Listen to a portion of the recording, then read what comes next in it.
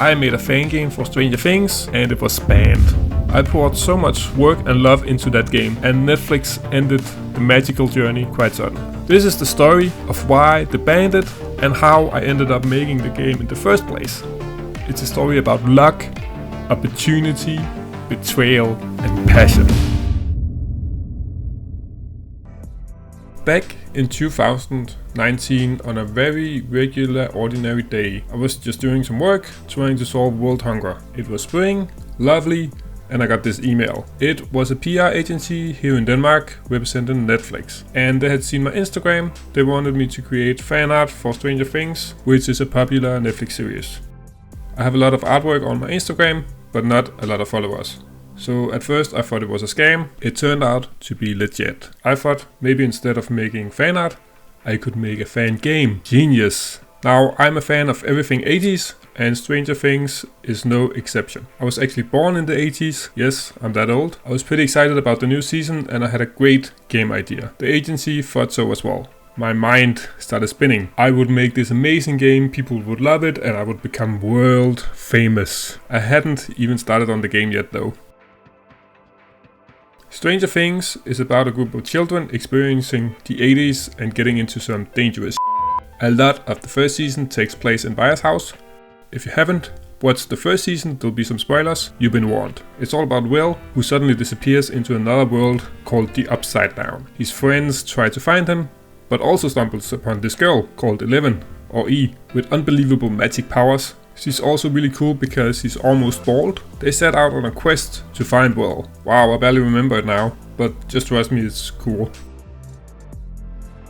My idea was that when Will got back after the incident, something had changed. He could now communicate with 11, and he had the powers to enter the Upside Down on his own command. It's my guess about what would happen in Season 2, but it was just a guess since Season 2 wasn't out back then. It would take place in their house, and as the player you would be able to walk around in the house and interact with different elements. It's the first time Will would be alone since he was abducted. I think the setup is pretty interesting. It would be a story-driven first-person game. It turned out to be a lot of work modeling the house and laying it out. I had to research how it was designed, where each room was, and how it was decorated. Halfway through the process, I decided to show some of the process I made to the agency. They loved it.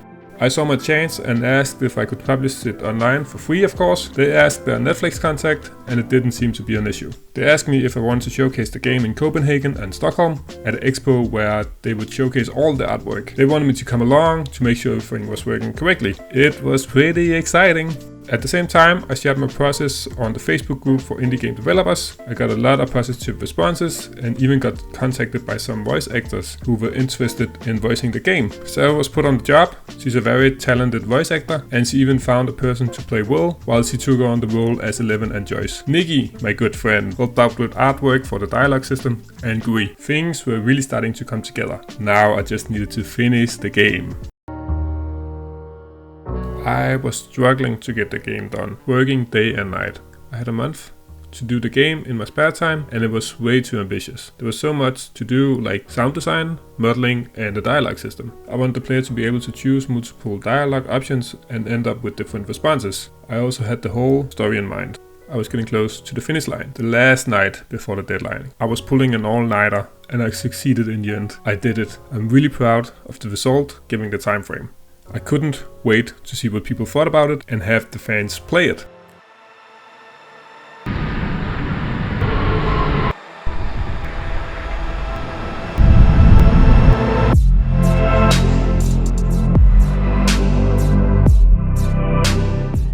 I showcased the game and a lot of people played it. It's always great to see people enjoy something you created, especially children. Not everybody completed it, but some did, and a kid even bragged to his dad that he was the best at the game because he completed it 2 times. That really warmed my heart. I was ready to put it up on Steam and sunbathe in fame and fortune when suddenly something happened. Netflix filed a copyright infringement and Steam immediately took down the game. I felt violated and betrayed. I contacted the agency, but after a bit back and forth, they said nothing could be done. I was feeling down for a bit and I tried to look at it in a positive way.